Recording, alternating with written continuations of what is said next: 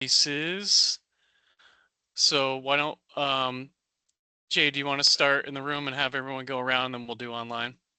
Sure. Jade McFarland, I'm the executive director here for Marble Valley. Been here just over a year. I come from a background of transportation and state commercial property management. Benny Hughes, I'm the chief director of Marble Valley Transit. About 22 years here. Patty Johnson, I'm the finance director of Marble Valley. Sam Badusky, I'm the purchasing manager at Killington Ski Resort. I joined the board last month. Jim Haft, town of Killington. New operations for almost 20 years. Stacy Newman, HR manager, and I've been here almost 6 months to the day. Went to town Proctor rep 2 years. Lori Borelli for the public. Chester Brown from West Rutland. Bill Buffs from Vermont State University, Pennsylvania. Tyler D'Ambrosio, I do the marketing. Devin Neary, executive director of Rutland Regional Planning Commission and chair of the board. We'll kick it to Ethan. Ethan Pepin, Rutland Regional Planning Commission Transportation Program Manager. And I'll kick it to Jim just to keep it rolling. Jim Petrowski, CLA External Auditor. Seth, oh, sorry, go on. Thanks. Seth, also part of the audit team with CLA. Last but not least, Jeremy. Yeah, I'm Jeremy Whiting with VTrans, Public Transit Program Coordinator for Marble Valley. Awesome. Thank you all for the introductions. Let's jump right in. Looking for a motion to approve the April 14th agenda. Any edits or changes to that, Jade or team? Or are we good? All good. Okay. Can I get a motion? Second. We have a motion. It's been seconded. Any discussion or debate? All those in favor? Aye. Aye. Aye. Any opposed? Cool. All right. Let's move on. A motion to approve the March 10th minutes as presented. We have a motion. Second. It has been seconded. Discussion or debate? All those in favor? Aye. I'm not present. Excuse me? Is that what your name on there, back? I don't think I was present on March 10th. I don't think Yeah. you were. I'm just saying I wasn't present. So I'm not voting. Oh, So the motion can be amended. Is that good by the motioner? yes. Okay. So we have the edit. All those in favor? Aye. Aye. Great. Okay. Open to the public. Are there any public present who wish to speak to items not on the agenda? It's me. We need some more non-smoking signs, not a whole bunch, you need like 2 more. And I've been keeping it clean, I know we have a charge, but I've been hearing a lot of problems already about the charging, a lot of things.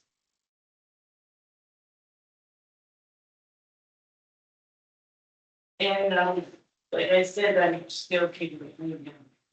Do you want to share a little bit about some of the research you're hearing about fares? Yes, some of the other passengers are like, oh, they can, sell 2 buses, but then end up paying for the price afterwards, blah, blah, blah.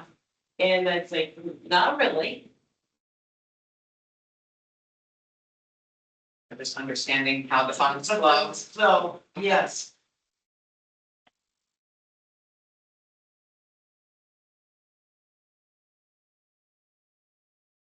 Anything else? No. All right. Thank you so much. Round of introductions. We've got that covered. Yeah. Okay. Audit report. We are blessed with our 2 auditors today. Thank you guys for joining. Really appreciate. Jade or Patty, do you guys want to set the stage at all for this?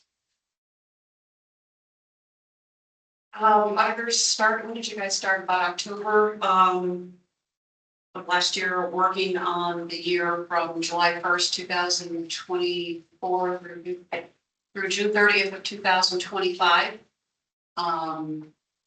We started in October, a little later than possible, but I had just started in the middle of June, so didn't have a lot of experience with getting everything over to them, but we did the best we could, and Jim and Seth walked me through an awful lot of our books, and we got all the information to them, and they brought us through some issues that we were having, and now the final report is out, and I will hand it over to them.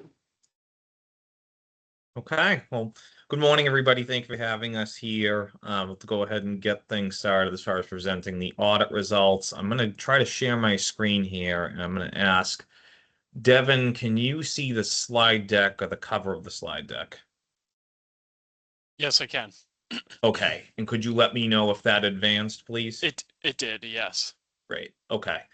All right, so we will go ahead and get into things. To start, just a brief reintroduction. My name is Jim Petrowski. I am the engagement signer for the 2025 audit. I was also the signer for 2024. We are CLA. We are a national firm with a local presence in Vermont, and we've been the district auditors for 2 years now. So here to present the results of the most recent year, the fiscal 2025 audit, which will cover the period of July 1st of 2024 through June 30th of 2025.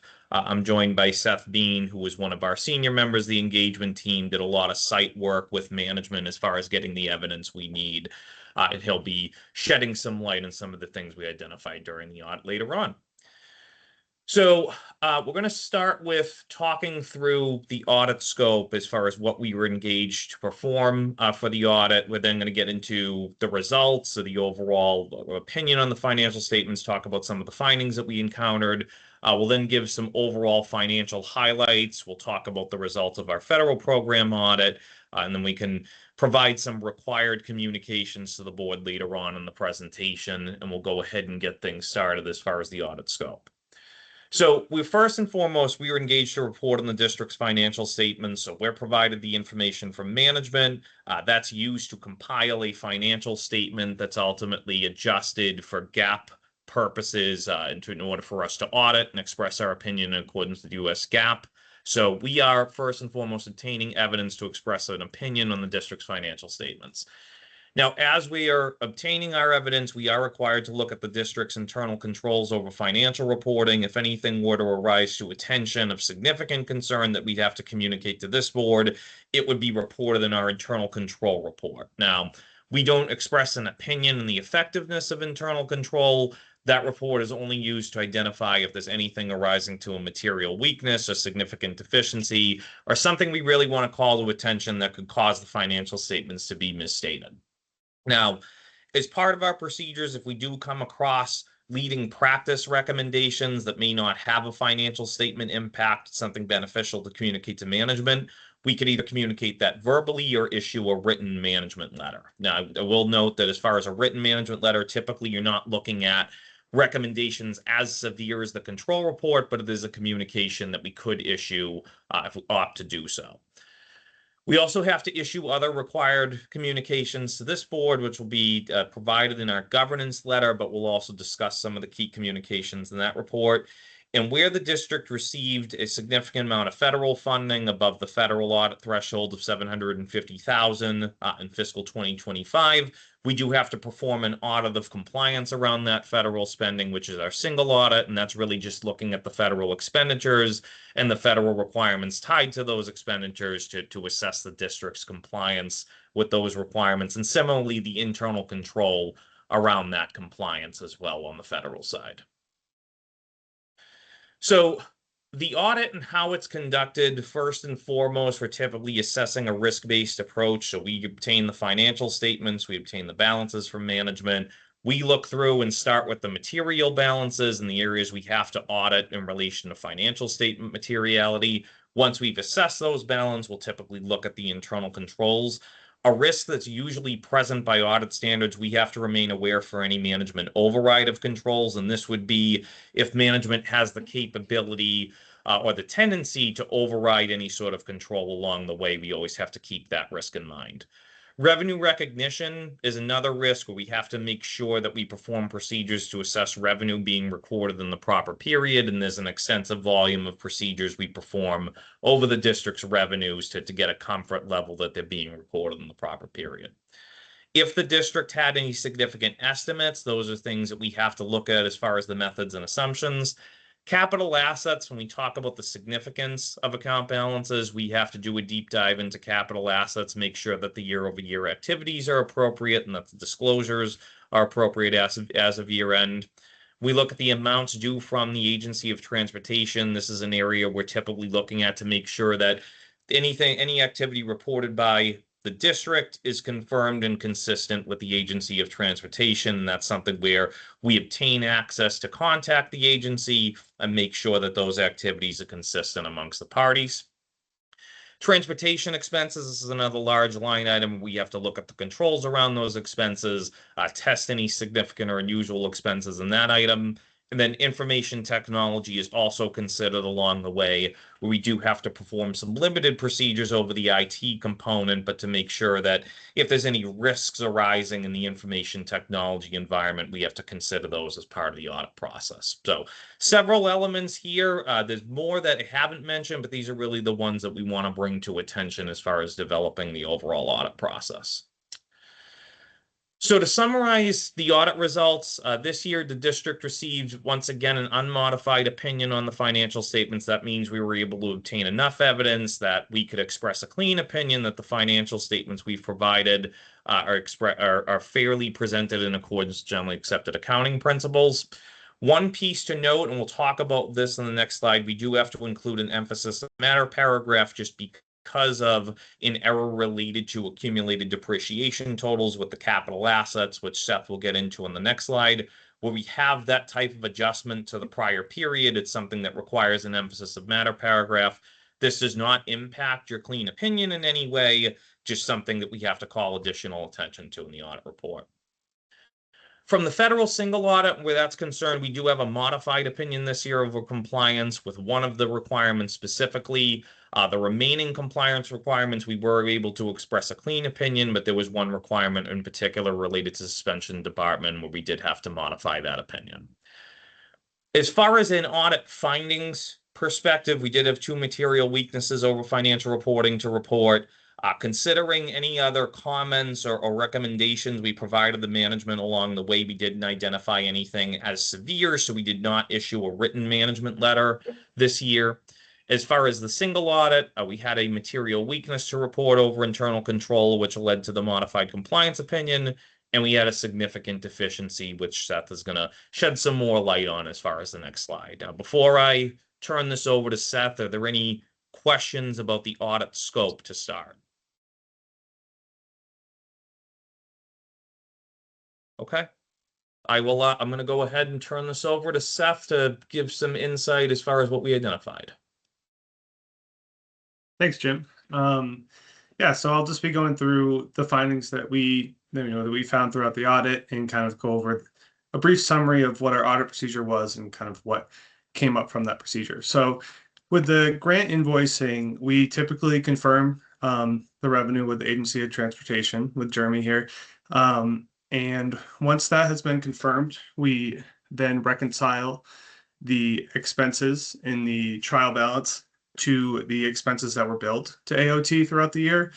And when we completed this reconciliation, we noted that the expenses that were recorded were not matching what was billed. So essentially, it was an overage of $140,757 in expenses that were billed versus what were recorded.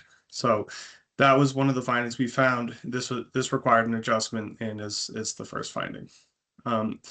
For the second finding, we worked with a consultant over the capital assets. And when we completed this work, we identified a $1.1 million difference between the net book value of the inventory versus what was on the trial balance. And this related to certain assets which were disposed at cost rather than net book value and resulted in material audit adjustment.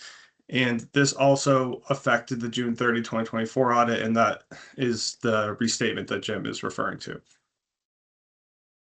Just to shed some additional light on the capital asset piece, this was something that we had called to attention during last year's audit, where we also had some material differences in the activities reported last year versus what was recorded on the financial statements. This year, when we talk about the consultant, the district hired another consultant to perform some reconciliation over the capital asset inventory. And during that reconciliation process, as well as our back and forth with the district and with the consultant, it was identified there was still 1.1 million of a correction to make to the June 30th to 2024 balance. I just want to provide that additional insight there. And going to the single audit results, the first finding relates to also the finding that I discussed on the previous tab, that for the cash management piece of the single audit, it was noted that the reimbursement requests were not accurate, and they were materially not accurate. So that is also a finding for the single audit here. And the same background I gave on the previous slide applies to this slide as well. And where Seth is coming from is essentially these costs that were being over invoiced to the Agency of Transportation, they related to federal awards. So essentially we had a balance that needed to be corrected in the financial statements, but it was also a federal non-compliance finding because the costs that were being overbilled were ultimately reimbursed with federal funds. And the second finding here is the procurement suspension and debarment. Typically when we look at companies that are contracted by Marble Valley, when using federal funds, there are specific requirements that need to be fulfilled, such as going through a complete contracting process, which includes various documents, which I discussed. Me and Jade have talked about this, and I think that we're on the same page now and basically from last year's audit to this year's audit, we did see an improvement, because last year there were not many procurement files that were in the system, and this year we did know that process was starting, and this is a process that takes a little bit of time. So we did note that still 2 out of the 5 vendors that we looked at did not have the proper procurement requirements fulfilled, but we did see that 3 of them did. So, and then the suspension and debarment, that is typically a check just to make sure that they are eligible to be contracted with, and they are not debarred and can't be given federal funds. And these are typically checks above and beyond the district standard procurement policies, because the federal awards, when they're being expended from federal awards, they're more stringent. Okay. So the next couple of slides here, just to call to attention some of the financial results, and really what we want to lay out here are just some of the comparisons that we see in relation to the district's revenue sources versus the changes in net position, specifically how capital plays into all this. So when we look at 2025, there's a very high distribution as far as the grants from the Agency of Transportation. It's much higher than previous years. When we look at the years 2022 through 2024, in those years, the district was receiving and recognizing a significant amount of capital funding from the agency, where not only do you recognize a revenue component, but the expenditures are typically capitalized as fixed assets. So where it was, I think this will shed more light in the next tab, but back in 2021, we did have a roughly similar result, where the nature of the capital finding wasn't as significant, and that's what we had encountered in 2025, where the capital funding was not as significant as it has been compared to the last 3 years. So as we can see, with the nature this can have on the change in net position, where we had a few pretty strong years, followed by a loss in 2025, it really just plays to the nature of that capital funding and how it could impact your financial statements, because typically those capital items have ranged from $1 to $2 million in previous years. Where there's no expenses to offset them, that can typically result in some significant swings as far as your change in your net position. Now, additionally, to note here, while we have this operating loss, that does include depreciation of expense of around $1.3 million, and that is a non-cash expense that impacts the GAAP financial position. Okay. And as far as the required communications, you do have to communicate to the board that management's responsible for the accounting policies that are implemented. We found that the significant transactions are recognized in the proper period. We found that the transactions recorded, we didn't identify any that lacked any sort of authoritative guidance, and we found the financial statements overall to be expressed neutrally, consistent and clearly. As far as the uncorrected misstatements we communicated, it's like Seth had talked about, when we do some comparisons with the Agency of Transportation, specifically the year-end amount due from the Agency of Transportation versus what was confirmed, there was a $110,000 difference. We did not see that as material enough to post to the financial statements, but something that we did have to communicate in the form of past adjustment. The corrected misstatements for this year, we've shed some light on already, which is the $141,000 that was overbilled in the federal expense process, and then the $1.1 million adjustment for the capital assets. There's no significant estimates or anything of unusual uncertainty in the financial statement, so we don't have any matters to communicate from an estimates perspective. We didn't have any disagreements with management along the way, and as part of the conclusion, we do have to obtain a management representation letter that's signed by Jade and by Patty to make sure that the evidence they've given us is accurate. We did include an emphasis of matter paragraph regarding the error correction in the opening restatement of net position, but this did not impact the clean opinion. And before we get into the conclusion, I do want to express our team's appreciation for Jade and for Patty's efforts as far as gathering the audit evidence. In the last year, I don't believe we would have issued by this time where we're actually presenting this now. We're probably about a month and a half early as far as our issuance date, and it just attests to the collaboration with Patty and Jade being fairly new, and us also being somewhat new to the district as far as the audit process. So greatly appreciate their help, as well as the rest of the finance team as far as gathering the evidence that we needed. So to talk about some ways that the financial statements will be impacted next year, really a big standard coming up is GASB 103, which is your financial reporting model improvements. This is a standard based on a survey as far as what areas that those preparing governmental financial statements, what could they use some assistance with as far as updating the financial statements. What we anticipate the district is going to see with this is really just changes to the management's discussion and analysis component that's probably going to be restructured slightly from the current format.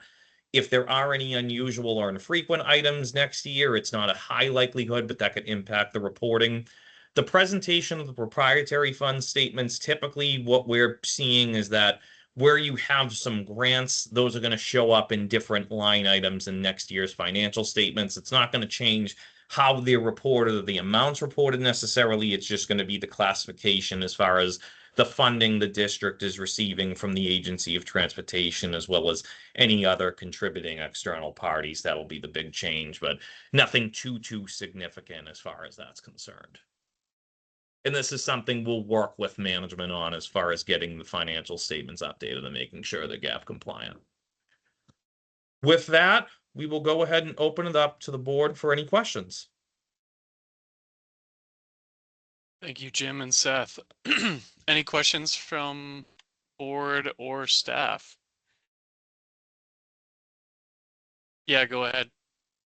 The overbilling, the misrepresentation, isn't the state or whomever is paying the invoices, aren't they verifying that whatever they're being billed for is supported by some documents? I'm just a little surprised that it could get to that level of 141,000 in overbilling. I do not want to speak for the state. What we were finding is that the evidence that we could see that was being turned over to the state was not representative of the internal record. So I'm not sure if there was the access to the internal record on the state side, but that's just the component we identified, is that there was a report that was being provided that just wasn't correctly being put together based on the internal record. I guess the question would be, we're not auditing the state, this is our audit, okay? The 141,000 that we bill, were we actually in receipt of that $141,000? Okay, so then they paid it, and I think that's what we were getting. I've had they do it. But people make mistakes in a couple $1 million budget, and there was $141,000 that was billed as a double. And it got missed here, but then it also got missed at the state, so. But we're not ordering the state.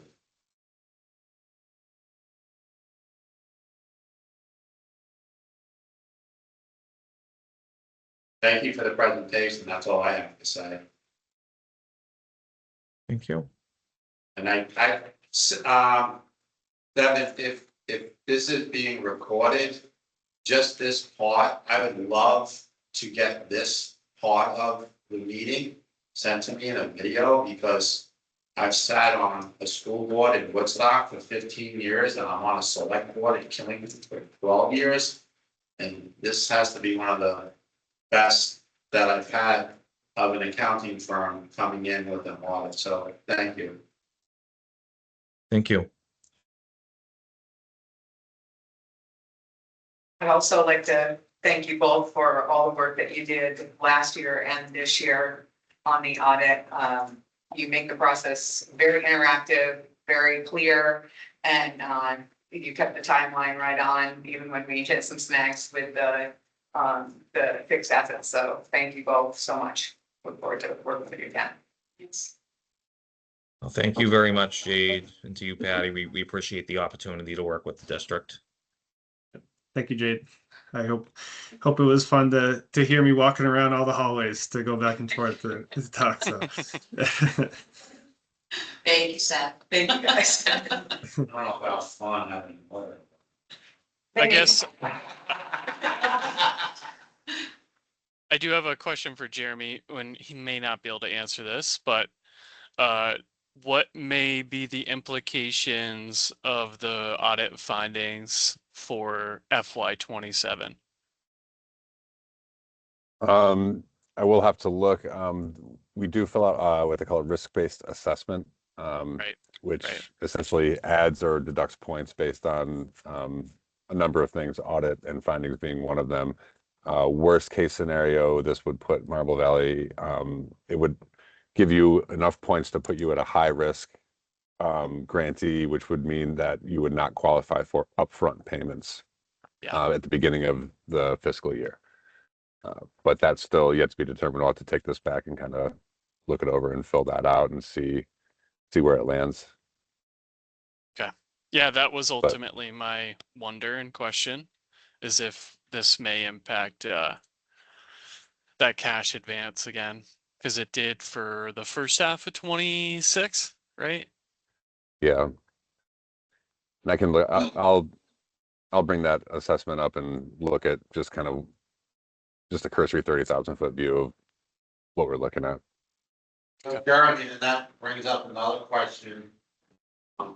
Let's say moving into 27 audit and 20, how long, get the worst case scenario, how long did that stay on us with those points? Almost like a driver's license, when do the points come off?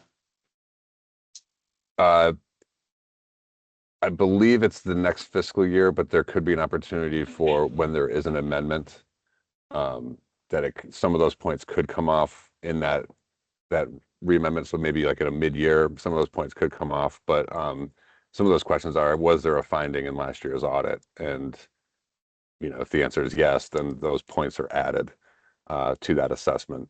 So the only way to get rid of that would be another clean audit the following year.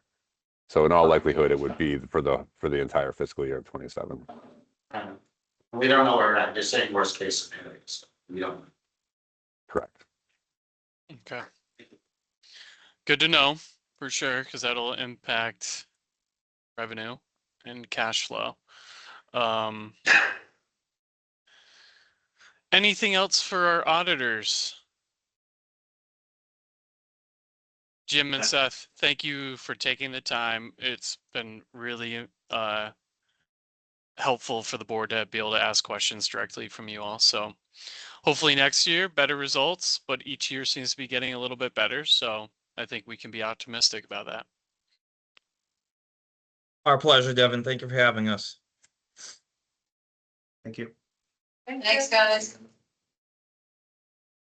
everybody. All right.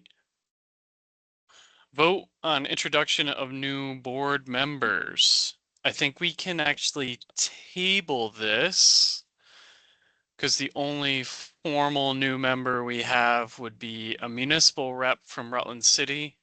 So Billy Gillum has been replaced by Kiana McClure. And municipal reps don't require a vote, only at-large members. So until we're ready to formally vote in Bailey, then I think we are all set. The bigger element is we currently have some vacancies on the executive committee. So Chris Condon stepped down, he was vice chair, and Billy was secretary, is that right? Okay.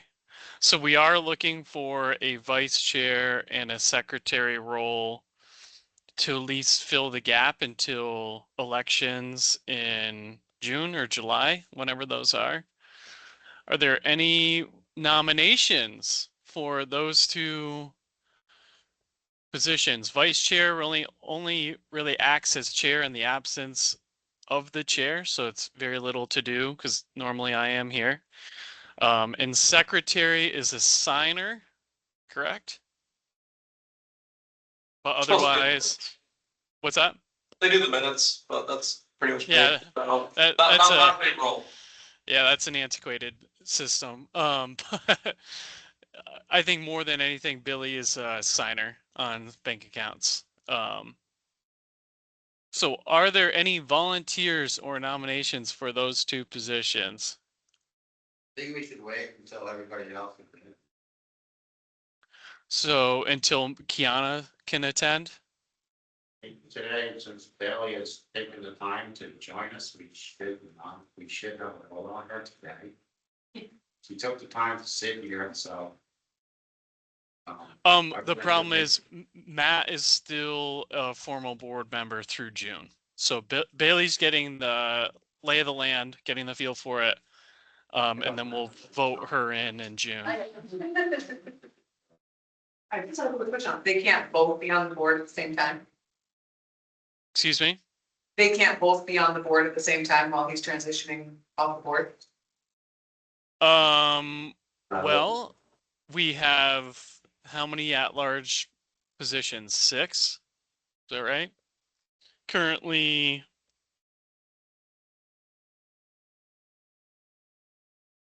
let's see, where did I put that sheet? Who is that representing again? Say that again. I got the end. That was representing Castleton. Yes, so currently we have 4 at-large members. We're trying to recruit another from Chitcher or the hospital. So we do have space on the board. However, it's whether you all want to leave any openings for other sectors or organizations for representation on the board. I would just say that if Matt's not here today, but I heard he was on earlier or whatever before we started, I mean, if we can appoint or vote on Bailey that's here, then for one of those at large or whatever, then, you know, here we are today trying to count to get the 6. I would prefer they would show up to a meeting and only have 12. Still say, if there is a way of appointing, of voting for the Valley, then let's do it. It is the will of the board. So if you guys are willing to make the motion, I'm gonna then make the motion to, what would be to accept Bailey from Castleton as a member of a new board member. okay. We have a motion. Is there a second? I'll second. Any discussion or debate? It's not gonna mess up Castleton's representation or whatever when you guys step down in June. I won't do that. Yeah, I don't see any issue. It's that is fine. You know, All I think those- just one quick point. She's Castleton College. Now, if the town of Castleton decided to put somebody in, I just want to make sure she's representing the college, not the town. You know what I'm Yeah, saying? so at-large and municipal reps occupy two different buckets. So if the town were to appoint a representative, this would not preclude their ability to do so. It's fine, okay. No Good problem. point, though, Chet. Yeah, absolutely. Call the question? So we, oh, sorry, Jim, I missed that. Just say call the question. Yep. So we have a motion, it's been seconded. All those in favor? Aye. Aye. Any opposed? Welcome to the board, Bailey. Thank you so much for your willingness to join. So we can table leadership nominations if we want. This is really only to fill the gap until formal elections in June. So right now we do not have a quorum at the executive committee level. Why don't we nominate Bailey?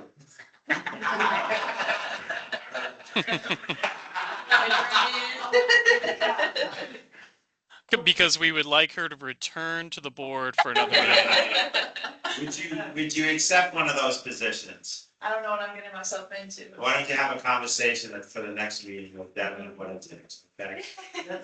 We won't just throw you. Throw her under the bus. Yeah. Have a conversation with Devin and see what it is.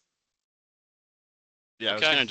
I was gonna say too, I think Billy was the secretary just because he was in Rutland City and so he could access. So if you need someone as a bridge, like I'm happy to serve temporarily just because I'm in Rutland City, but I don't know if that's a function that we like need compared to the executive committee. But like if it's something we need just as a bridge temporarily, wouldn't stay in the role long term, but I'm happy to just pop on my bike and sign a few things for the next 2 months. But if someone is aching to do it, please, by all means.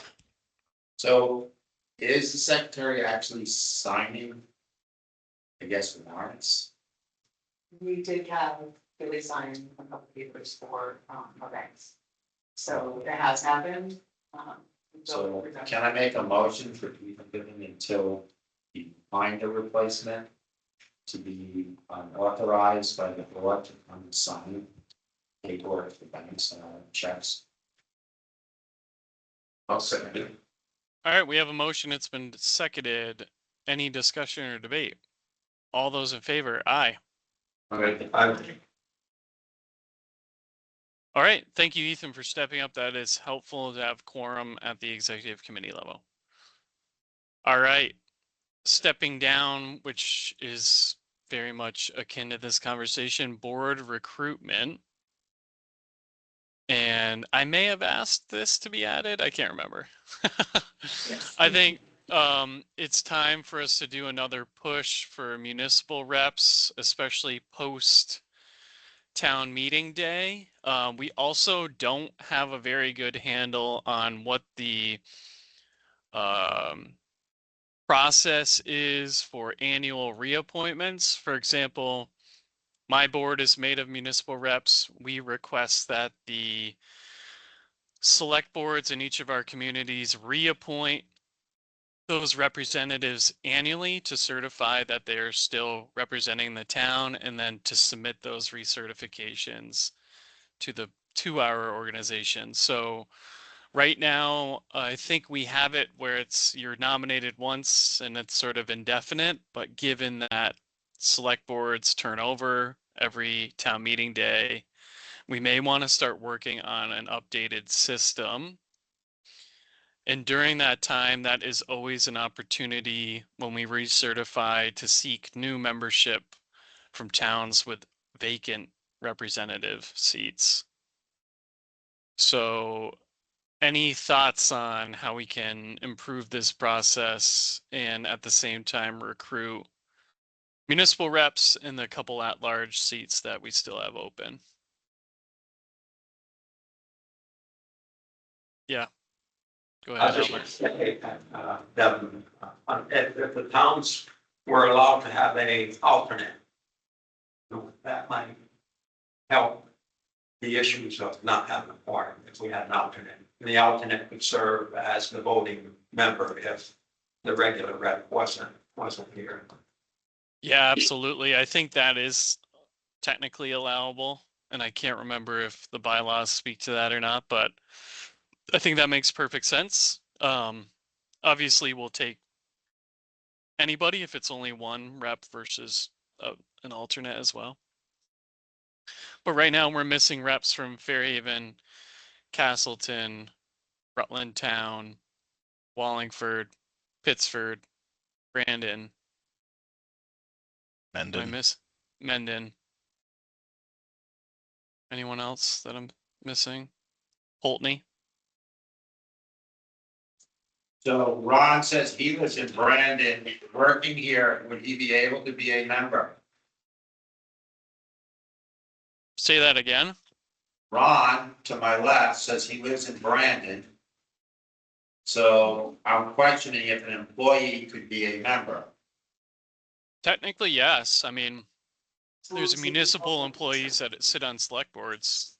It's not the best situation, but you know, you're only one vote.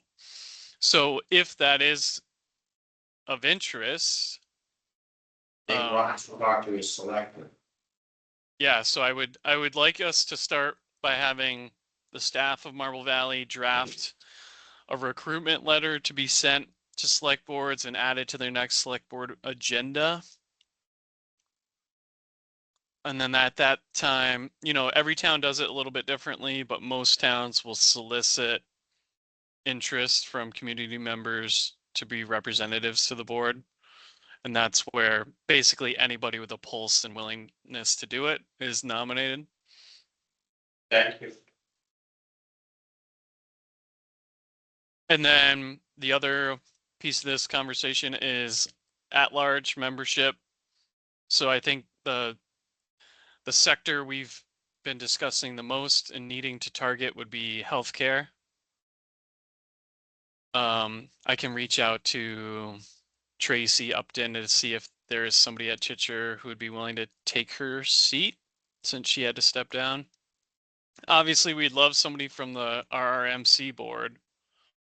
Joan Gamble just became chair. Maybe there's a way to recruit her. She's chair of RRMC board. Any other sectors, human service agencies, NGOs, public, private, that we should be considering? You know, workforce, large employers, anything like that. I mean, we have Killington. If we got the hospital, that'd be the top 2 in the county. Does Cedar have a spot? Cedar does not. That's a great idea, Jim. Now that they are staffing back up, there may be an opportunity there. I'm meeting with Sarah Pelkey today. I can ask her. Rock might be a good organization to reach out to too. Rock, yeah, Vicky Loomis just became interim CEO. I was emailing it with her today, so maybe that's an opportunity. There's certainly a big user. What about the housing authority? Housing 30 or Cornerstone. I mean, buses are mostly going into affordable housing spaces. Yep. I don't know if that would be which group, but I don't know if it's the individual company that builds them, but I'm thinking more of The management. Rutland, what is it, Rutland? Housing Authority. Housing Authority. Yeah. Yeah, there's 2, right? There's former Housing Trust of Rutland County and then Housing Authority. So that's Housing Authority's Kevin Loso. I'm just throwing an idea out there. Yeah, All right. I actually done an analysis like for the bus stop, just looking at like public and low income housing. And I think the Rutland Housing Authority, between the direct properties they manage and the Section 8 properties they manage, they have like most of the affordable housing that the bus serves. So that would be between, just by looking at that, I think they have a larger pool between like Sheldon Towers and the Templewood Court and the one down in the southwest quadrant I'm blanking on the name of. And they also have one on Lincoln, large Section 8. Anyway, But seems like they have a pretty substantial portfolio that they manage either directly or indirectly through Section 8. Excellent. Okay. So let's see what we can come up with. Thank you guys for drafting those letters and sending them. Let us know where we can be helpful. Okay. Ridership report. Who's taking this one? No, so we're actually gonna table this one if we could, because we do not have the data in yet. I apologize for that. Okay. We're having a technical issue with our ridership program that's Okay. halting accurate information. Okay. Yep, understood. And let's go right to the executive report. Okay, this is kind of a carryover from the executive committee report that I shared there. Taking out just some updates on the audit now that the auditors have reported to the board.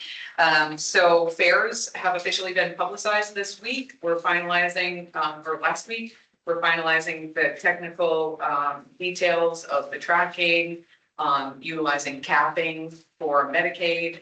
That just means after a certain amount of single fares reach a certain dollar threshold that we will then, it'll be equivalent to no more than what a month pass would be.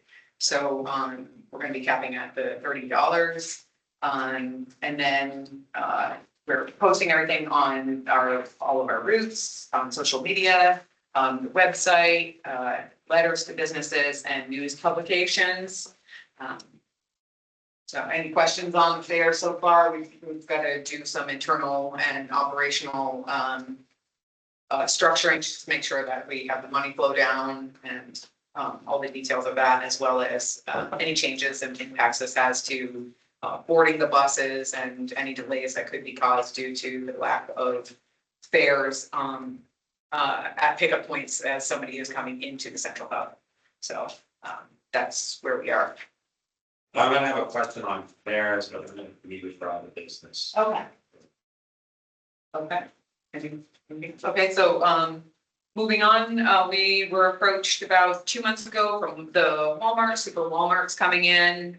They're looking at March 2028 being ready to open.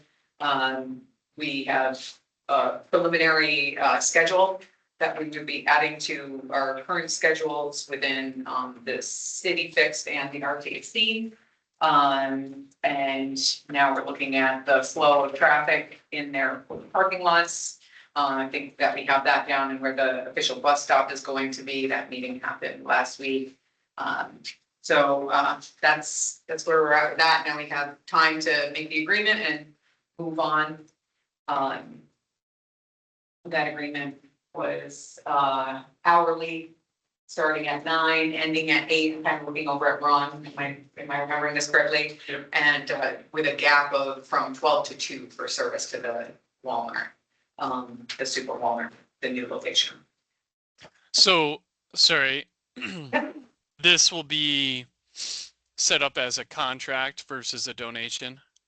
It will be set up like Killington, so it would be donation to to a published service. Okay. So my question is, based on the conversations so far, are you guys feeling confident this is going to happen, or should the board also draft a letter to submit to the Act 250 Commission, sort of relaying this need? That would be great and helpful. They are pretty confident everything's moving in the right direction. We're actually currently working on, we met about the agreement, looking for a joint agreement rather than just signing their license. And so they're working on that with their lawyers right now to come back to us. But yeah, it would be, we're looking for, it's kind of a ongoing or a 5-year agreement, so we don't have to reestablish it every year. But I mentioned some tweaks in that first year. Yeah, that's great on the multi-year component of that. It is a pain to renegotiate.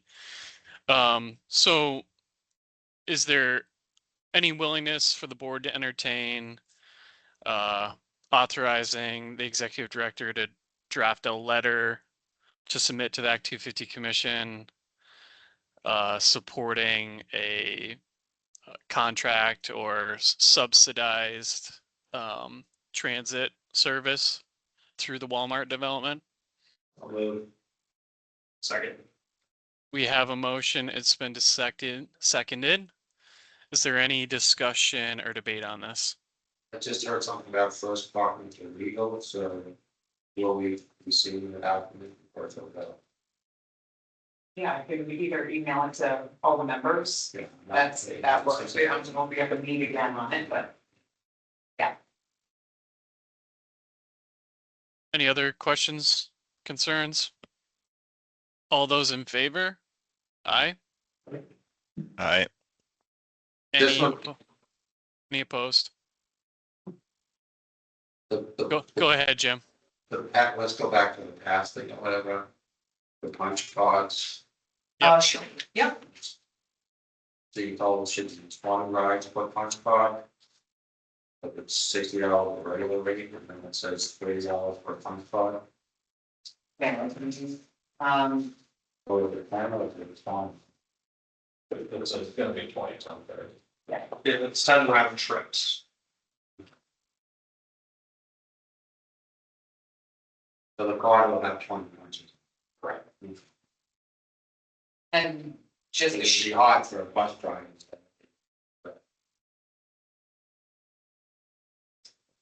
Just before we put that out, just make it. What does season mean? It used to happen in Killington. All right, so in the winter actually starts Thanksgiving. And it ends Easter. So one would, So for 3. Buy a town. It's just 6 months plus pass. yeah. Okay. And then obviously, I just worked through with Kinsman, there's economy, like, right before, but we got put on here, that summertime season starts June 1. And it goes to the day before Thanksgiving. But that's every kill Thanksgiving. So that's the 2 seasons. So the passes honor that time span by starting on November 1st and ending on May 30th. That way it captures the entirety of both seasons. So the pass will be running through the daytime, but the last bus daytime. This is something Killington and all of us are just learning. The funding from the towns that have put on the road or whatever. Cover from 7 in the morning till 6 at night. That's something where it did 7 to 7. And then there's an extra bus that's headed on from running to Killington. Which we have to pay, so that's the evening service, it's not part of a federally funded match. I believe I'm saying this right, Jay?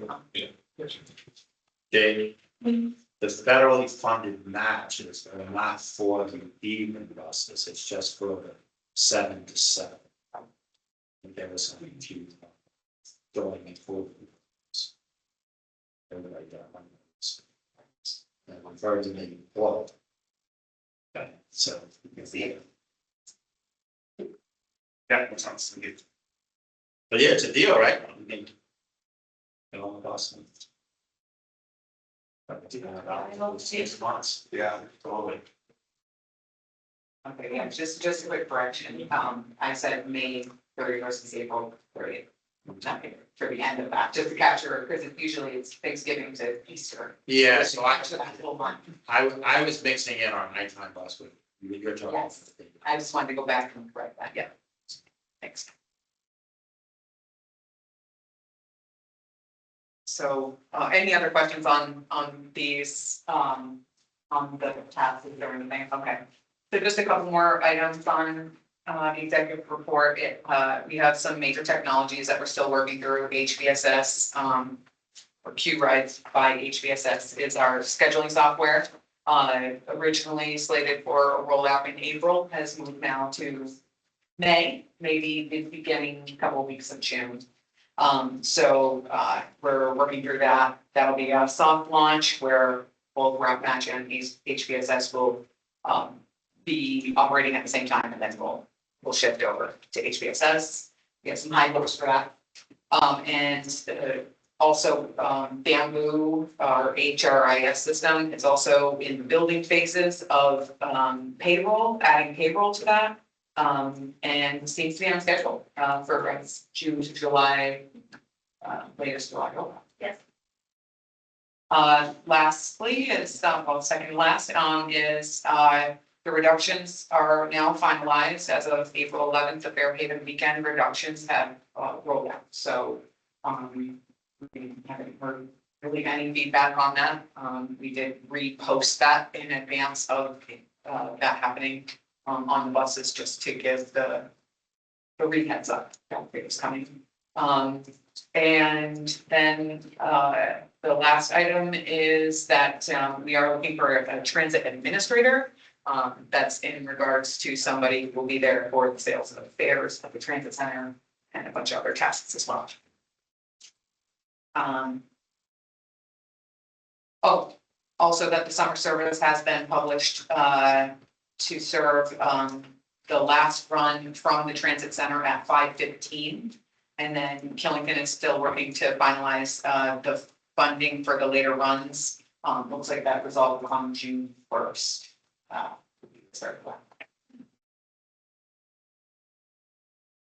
That concludes the executive report. Any questions? Thank you, Jade. Any other questions before we move on? I do have one. If we are going to charge in July of 1st, but yet you're not going to put the other rights back down the road, are you going to do that? That is not necessarily directly connected to each other, so I can't say yes or no at this time. I would say at the current time, that the budget, the schedule is approved. Yeah. Already, the reductions, and the prices are good. You get on. Yes.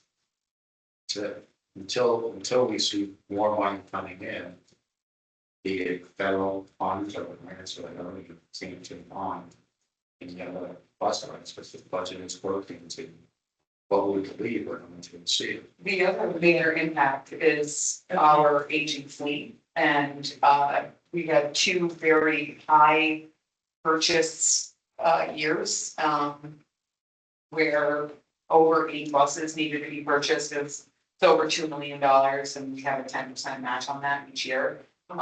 We were able to buy 6 of those. This year, I think we had planning to help me with that, but I think 9 more in total that needed to be replaced. We're looking at our local funding only covering 2, which you will see in our budget proposal, so we can. Yeah, the question was right now, Okay. fair or who's that? Our existing. Existing. Got it. Thank you. Yeah. Thank you.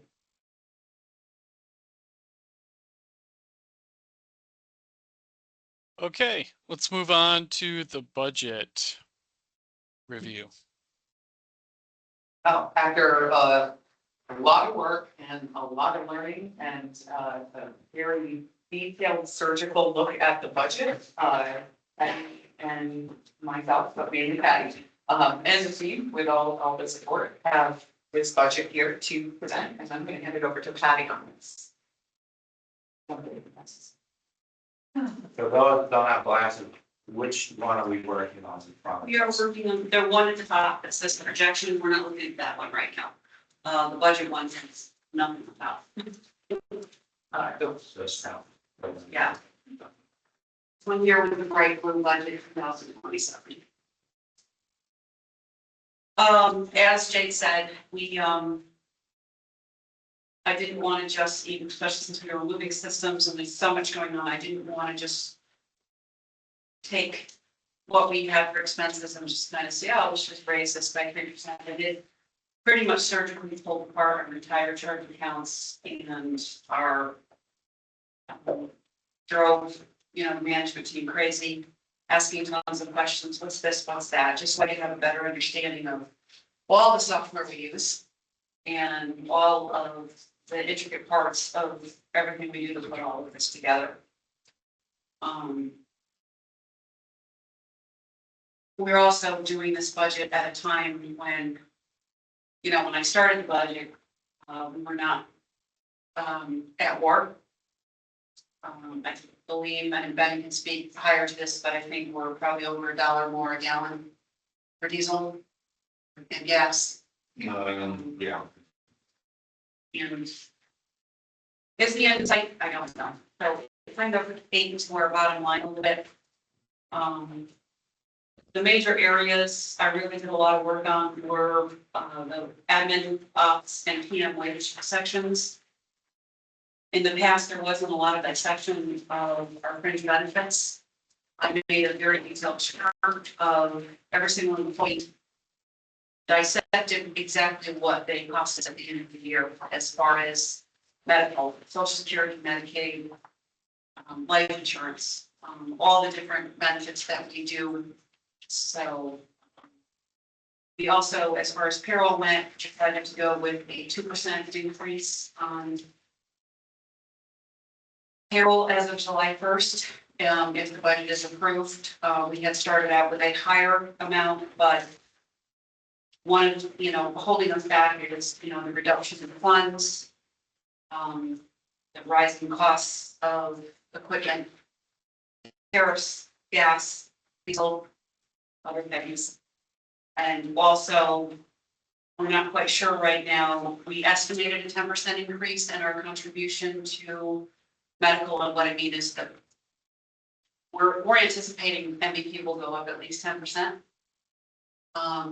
Green Mountain Care Board has not yet released any asks from MVP or Blue Cross, so we're hoping that the 10% will cover it. In order to keep up our benefits at the level that, you know, we want to provide to our employees, and to make us competitive, we really made absolutely no cost to benefits at all. Can you just tell us what those benefits are? All of the benefits we provide. The contribution to that. We provide 80% to to MVP, we pay 80%. For a family plan, I'll just give an example, it's about $22,000 a year. Which plan are you only thinking? Stacy, can MVP both. Or three, or one, or two? First one. First one. Yes, the HRA, or single employees, pregnancy, and pregnancies. It's just one word. And what do we put in? It's a, We fully fund the HRA, we cover the deductibles. And we had Stacy that brought up a while back about maybe when the new plans start coming out, maybe taking a look at a higher deductible plan. We are going to cap the future contributions to the HRA, but we'll cross that road when they come, when the Green Mountain Care Board lets us. So when you say it's 22,000 of a family, is that the 80%? Yes. Yeah, that's our cost. That's our cost. Yeah, I think the family plan is about $30,000. Thank you. We also have dental. It's not high, it's cost. Yeah, we have a dental plan, which we cover 50% of. Eye insurance, we cover in full. We have life, short-term, 18 days in the year. No, extra life and or short-term, we cover for our employees. What is ADP? Accidental death and dismemberment. You know, we have the taxes, obviously, you know, we have to cover the half, you know, our portion of Social Security, Medicare. Vermont has the child care credit. And then in addition, of course, we have PTO. You know, benefits to our employees. So You pay the 100% of the child. we do 30%, and the employee pays the quarter. Thank you. So, bottom line, what we're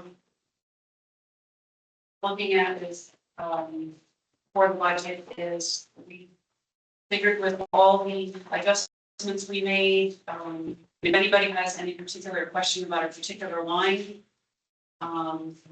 there's a few areas where I totally dissected, like the professional fees, that was all shoved into pretty much one line in different area, and I just sort of made sure everything I thought would be going into the place it should be going into. Kind of breaking out our security, our computer and IT consulting.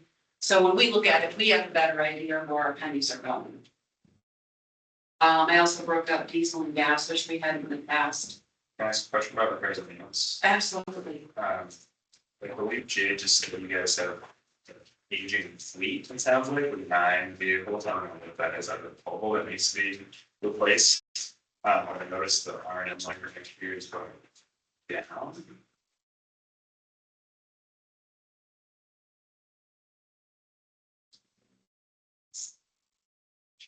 Yeah, I had spoken to Benny. I know there was one engine we needed to replace. I just have a hard time with how, costs are on the rise and it sounds like everything is aging now. I just feel like Yeah, our current budget is, I mean, Benny, can you speak to, when you do a lot of anything in-house, or would we be more Well, we were, out? no, we were in-house. In terms of these, we was 8 of our big trains and buses that are due to replace this year. Takes a year to roll around, 6 months to go through the process, they get to that point. Those currently are around 700,000. right, so we won't have those for 18 months from now. That's correct. Yes. And I think we were talking about putting in for 2. Yes. I don't think so, it's talking place. Yeah. So. So you're looking at like Should 7. there be more money put into the repairs because of the aging fleet we're not getting for it? Correct. That's a question. Yes.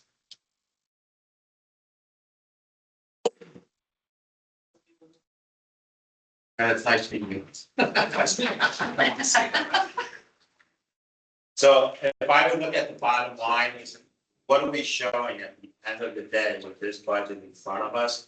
Is that a positive 300 or whatever at the end? Yes, a positive 306,000. And then we are carrying over, we have some capital carry over from last year. That we will need local match for it. That 166,000 represents the local match. I think we have one bus, one small cutaway. Insurance vehicles coming over, plus, we have a grant for some modifications for the parking lot over there and taking stuff. We have to carry over. So that's the local match we need to carry over. And then $140,000 represents the local match we're going to need for the 2 Billings buses that will be coming. So you're. So it'll bring us right down to a 0 net fund.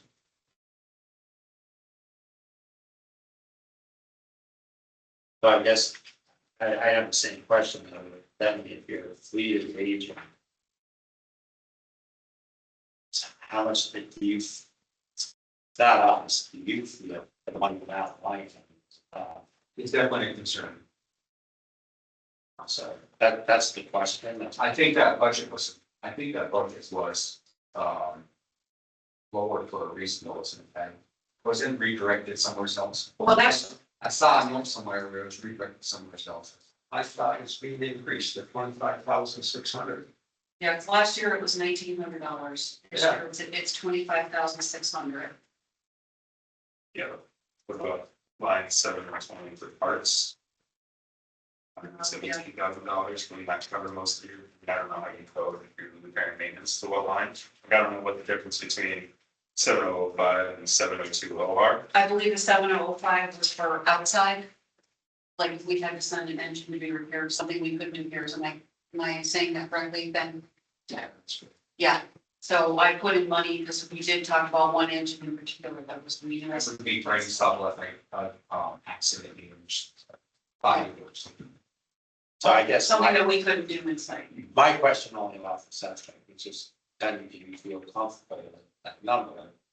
We're gonna have to see if we can improve the budget, right? It's a budget. Things can change, just like diesel and gas can change from maybe by July, that could change in the next one, so that's all. I think an insight as well on this is, so this budget that we are looking at from 26 versus where we're at in the year, it's coming out at 104. Yeah. So, we also procured 6 buses, so we are looking at our fleet being better than where it was when it stood when the budget was made. So this should come close, and like Patty said, there were some shifts, so. Just driving a lot in my own car. I think in the last 4 to 6 weeks, I've seen one of the buses pull over Monday.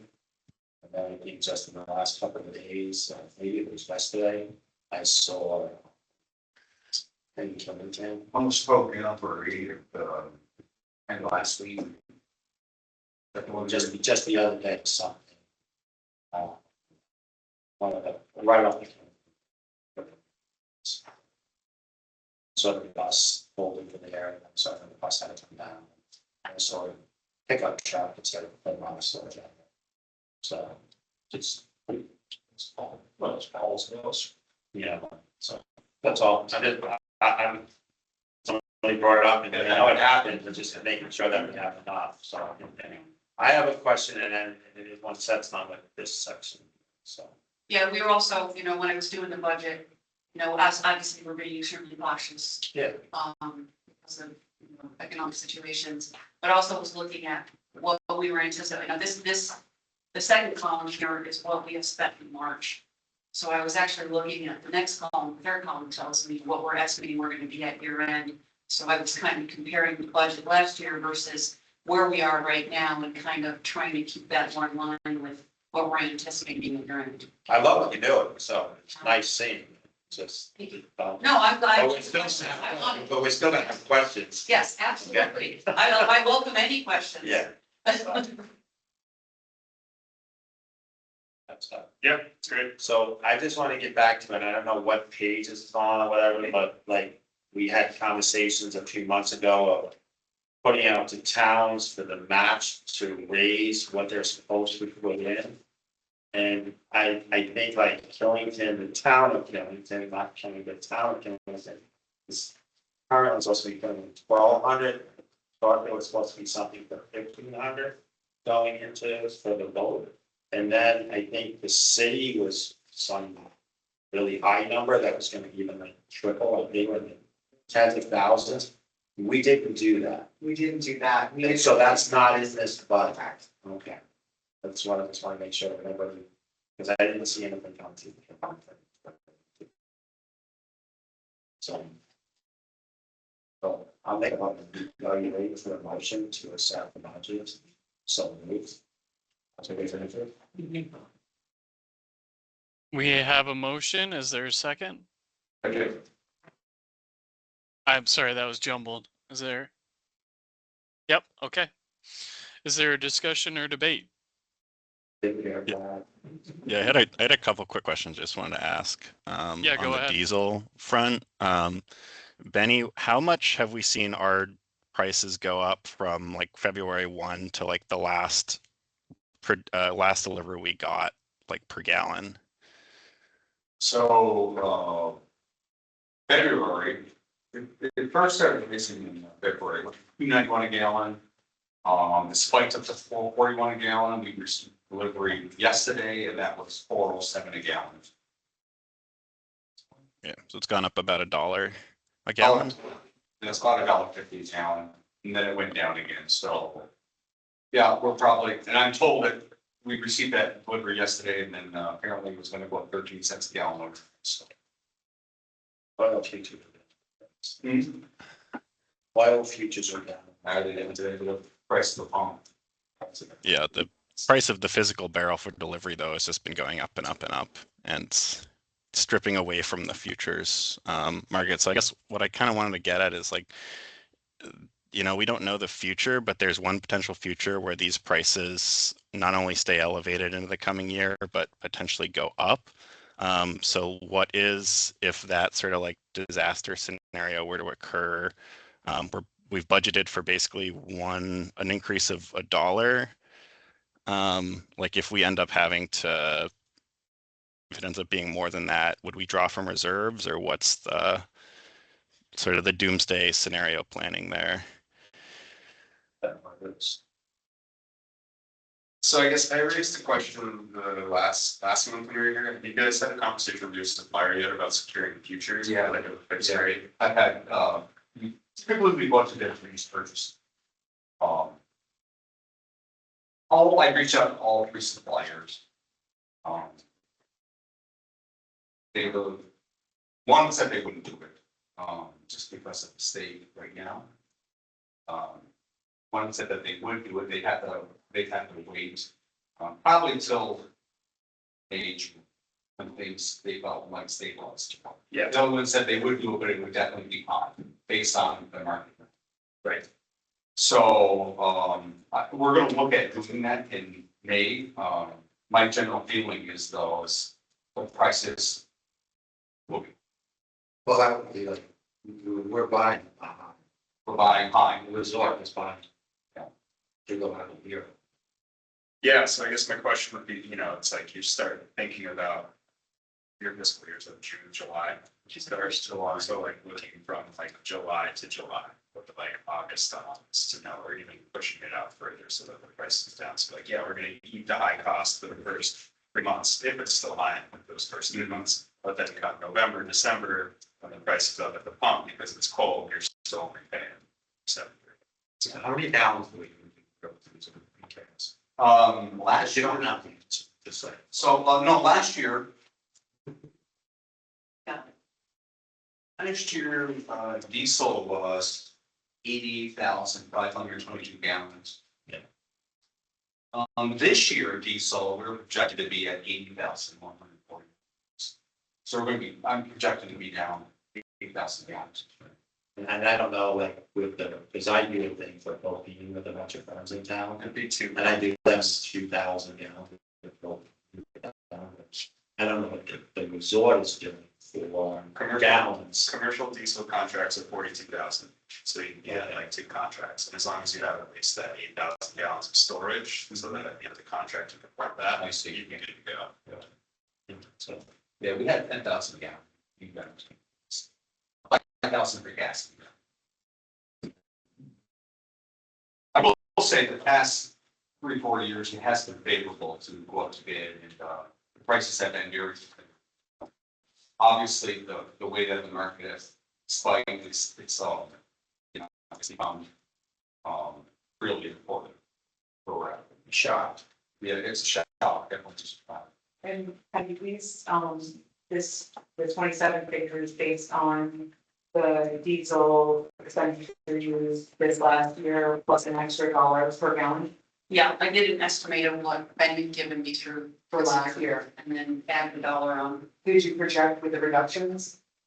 So Benny said 88,000 gallons, but now it's projecting, so that 88. I think it's what. I would have to write it all in my notes, I'm sorry. That's totally fine. I was just going back to Ethan's question. So I guess that's the question, is there nothing that you have in there based off of 88,000 gallons, or is it all for the projected?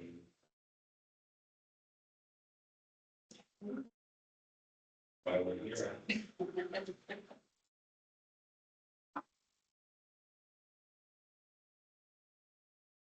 And then, Yeah. well, she's doing that, Jade, I just have a question of, so yeah, we're doing a budget and like where Ethan has come up with concerns or whatever. I mean, we normally then go through this like 4 months, 6 months, whatever, it's even if, I mean, that's what we're doing here, we're looking at monthly or whatever, and we do have the ability to make changes for the year to account for the shocks. Right. I'm asking. Yeah, so in December is when the state looks for our mid-year amendments. My understanding is, it's not facts, but my understanding is that they reserve some level of each of their silos, so they can watch and see what trends actually happen, and then help providers from there, if they're looking for more funds in any of the silos. So yeah, so December would be able to, but either way, even if this was based off of a projection of the rest of this year and what we did this last year, it still would be more than $1 a gallon because. Well, I'm talking about the overall. Oh, okay, I just wanted to go back to Ethan's question. No, but I mean, like, overall, we can, they have the questions on that. Yes, yeah, But the overall, we do come back and forth and can make, it's a budget. We can try to make, if all of a sudden diesel is like 30,000 more than we budgeted for, there may be other areas where it's less that we can spot. Talk. Hopefully. Okay, I budgeted $80,000 I mean, we're at saying, $5.06. yeah, so there's, so we're saying right now that we probably won't use 80,000. Less than that, even because the reductions only took place in February. So now we look to the whole year. Okay, so, you know, we talked about silver. What's the price percentage? Yesterday was, Wolf's. We definitely just. I don't know if you want to adjust it because that's our buffer right now. Yeah. For the question, that's what I was getting, that's why I want to know how many and what did you have? So you have it at 88,000, which is you put $1 in, but there's 8 to 10,000 gallons of a buffer at $5, so it's 40 to 50 grand more of a buffer. So, Yeah. And I guess, sorry, I didn't mean to bog us down too much, I guess, just to circle back to the original question. So as I understand, if we see like prices remain elevated and maybe even go up, the plan is to try to seek more money from VTrans in the mid-year. And if not, try to tap, I guess, reserve funds if VTrans doesn't have the extra infusion, or I guess, and we don't need to get too down this rabbit hole. I guess I just wanted to kind of like get a sense of like, if we face that scenario, which there is a non-zero chance of, sort of what's our plan? So, Look at all those options. okay, thanks. No further questions on that from you then, thanks. so you have $1 extra in, and then there's 8,000 gallons minimum extra, divided by 40,000, $5, divided by the 80,000 gallons, yeah. So there's another 50 cents there, so if we come in at the 80,000, we have budgeted in about $1.50 a gallon. That's what we. And then you're saying we're about $1.50 anywhere, $1.15, something like that, or what we were paying prior to February 28th or whatever it was. So hopefully it is that way, and we have that 8,000 gallons of products.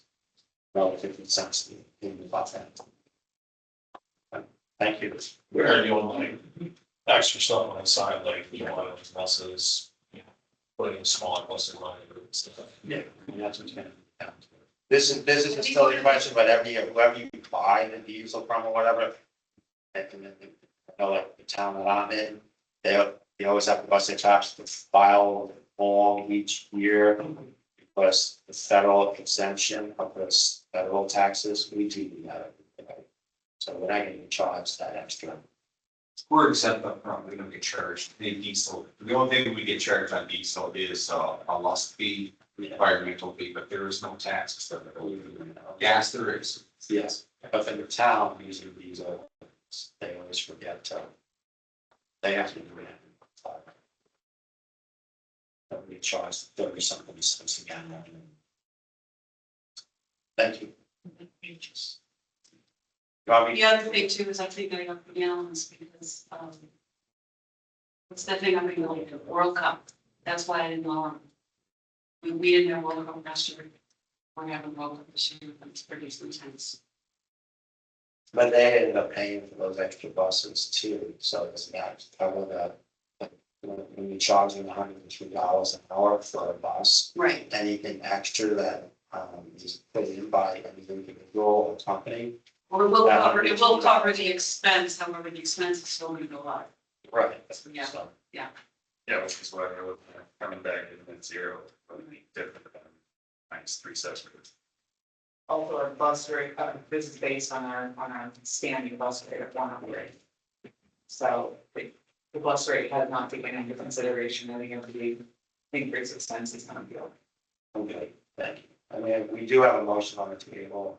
There's no other questions on the instance. Yes. Is there any discussion or debate? Then all in favor, please say aye. Aye. Excellent. Congrats, Yep. Marble Valley team. Huge win. Thank you for preparing all that. All right. Any other business? I think a 2.0 of the budget piece was the projections, if everybody wanted to just run through those real quick before we go to Okay. other business. Sure. Yeah, this was just a quick spreadsheet I put together to see where our expenses have stood so far this year. With actually just trying to explain some of the notes of, because we were moving so many things around, and adding on, this year, at the end of 2026, we have buyback expense, which I'm sure we've gone over that, which is something we had put into place years ago. We were buying that PTO that no longer exists in 2027. Putting a little buffer for the fuel prices increasing as of February. But just trying to predict where we will, I think we were going to end. I don't think this has been listed.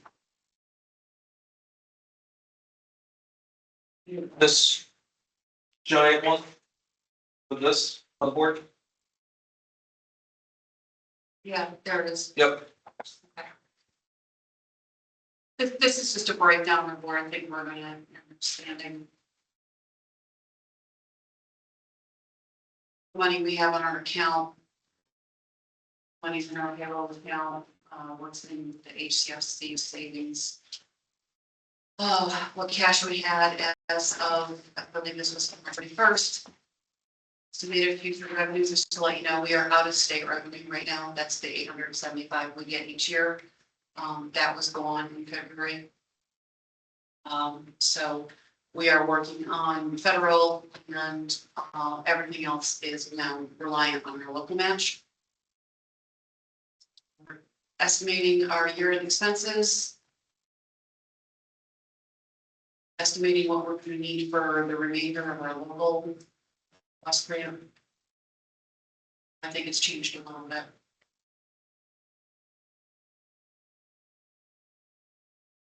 Yeah, he was in CDs. Yes, we still have, with interest, I think we have about 930,000 in CD. We were hoping, that matures next month on 14. So we were probably actually going to bring that to the board next month with, some information from our bank about what would be the best way to put it, where would be the best return to put it. Because we think we can fit it in there. I know that, the auditor talked a little bit about us losing our prepaids. But, it made a difference when we were, I started, we were 6 months behind in billing. And me and the team in there, especially Sarah, just performed miracles to get us caught up. And, right now I'm caught up. I have March on my desk, but I'll be submitted tomorrow. So yeah, it works really. Well, I just know. Well, yeah, I should have said something during the audit, like, yeah, we're all set. As a matter of fact, to be honest with you, talking with the federal, my fellow finance people throughout the state, most of them would prefer not to have the upfronts because it causes a lot of confusion in the books. It's really cleaner just to do it, send it for send it. So It's easy to spend when you have it. Yeah. And it's not spending. And also, as you can tell, there's a lot more being paid attention to the bottom line, so, this will avoid the billing issue that I ran into last year. That's being difficult. So, but yeah, We are out of business. Eric, Sorry, you guys are breaking up a little bit. said I we are out of business. Yep, if you guys are all set with the projections, then is there any other business? I said I was gonna bring something up on the other business. So, the nighttime bus for like Rutland to Killington, okay? I sat with Mike Salamano, Chris Condon, and worked with Ron. This is one of those extras and it's $103 an hour. Came to an agreement to start it up in June 1st. It stopped Sunday, Easter Sunday. And it's like it was 188,000 at one point, now it's somewhere around 158, I think, or whatever, it's right around there. You know, the question. This is the question from businesses in Killington, and I'm like the central person for this, okay? I wish I wasn't, but. You know, the town had budgeted X amount of money, and last night we had a board meeting. We were putting $33,000 in last year, and then it's into this budget for this year, was failed this year, okay, the budget failed, not the one. I did ask last night for us to up that at a separate line item for another $32,000 to get us through. But there's a lot of townspeople that are saying, like, for this nighttime bus, it's really not the municipal cost of the daytime. Saying, like, if we put this in now, at some point, the town is going to have to jump off and make the businesses understand that this is an extra at this time. It's nice to hear about Walmart, because talking with Ron at Walmart, I don't know if it's 28 or 29 or whatever, it's a short thing until. But they would like to have the nighttime buses, but I believe, okay, so they would also be kicking in, but. There's two faults of this. The reason why there's a nighttime bus up in Killington is because of employees, okay, it's mostly employees, it's not Killington's employees, okay, it's everyone's employees. And a lot of those people live outside of Killington, which there are benefits, but everyone just says the town of Killington and Killington have a lot of money. We don't, okay, so we've got to find a way, and we've got to find a way of coming up with $158,000 or $160,000. It's gonna happen, okay? But I start looking at like the fares, and that's why I said I'm gonna save it for here. There are passes being sold, season passes for winter and summer, whatever the months are. So there's an allocation of funds that's coming in for that. And some of those folks, be it from Rutland all the way up to Killington, are buying those passes. So what is the share that's gonna come from the season passes going to offset something of the nighttime bus? Because to be honest with you, if this, you know, like, someone brought this up to me, and it makes sense, like, they wouldn't be buying, there's some people that are not gonna be buying that $300 pass for the daytime, they're buying it to go to work at 4 in the afternoon, which is the daytime, but then they're going home at 10 o'clock at night. So part of their share is for, you know, and so the town and the resort through the KPAA, trying to come up with a mechanism of funding this. And I think it's great, it's 60 grand, and we're going out the whole year, okay, summer and, so we're working on that, but it's just like, what is the math for a calculation? Because I know Rutland City, the previous mayor tried putting something, and politics gets in the way. And I'm a select board member in Killington, it gets in the way, okay? So, you know, we need to do something like, I don't take the bus, but I 100% believe in municipal bus systems and the bus system. And you know it, for over a decade or whatever, I've been pushing up there of getting funding from that. But we're getting to the point in the world that everybody's tapped. So is there a calculation, or are we just gonna say, like, you know, somebody hops on the bus in Killington that doesn't have a pass, and then they pay $2 and $3? Is that going to the nighttime bus, or is it going to the daytime bus? And I mean, it might sound getting penny pinching or whatever, but Yeah, it is, because that's where the taxpayers are. So I just wanted to throw that out there and see if there's a calculation that we're using and. You know, it's just a rumbling effect of, we lived off of free federal money for a few years. And we up in Killington town, and I know through the resort, we do really appreciate the bus. There's a lot of money that's coming out of up there. And, I just, sometimes I get tired of even just send the bill to Killington, either the resort or the town. So I would like to know that we're doing a calculation. If we haven't, then why not? It makes a difference. Every $5,000 or $10,000 can make a big difference. So, And I understand what you're saying, and we'd like to have a summit of the local area businesses to really understand, first present the options that are on the table, because there's different ways to look at that. A season pass is going to get somebody on the bus day and, right? Without saying anything of anything at this very moment. but we can't. Well, and we could look at it that, a donation comes in from the local area businesses that are specifically looking to target that evening bus. Define that, bring it in as a donation, and then make that our baseline fare free after X, right? So that could be an option. We could look at how the, business passes have tax deductions for businesses. And the employees as well.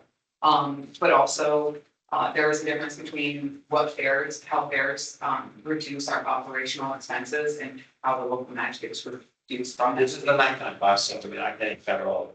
This is the nighttime bus. Right, but you're talking about fares, so if it's a matter of the pass being a pass, it becomes a fare revenue. And it changes the dynamics of. So then I guess the question is that if the businesses are paying wherever, Rutland to Killington, they want it, and it's $160,000, let's call it.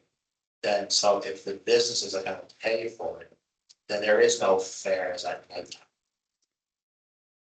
That's probably the best way to go, is a donation to that service as an. And this is just me trying to think about it right now, and that's what this, because some people are gonna say, I need to buy a pass for my restaurant.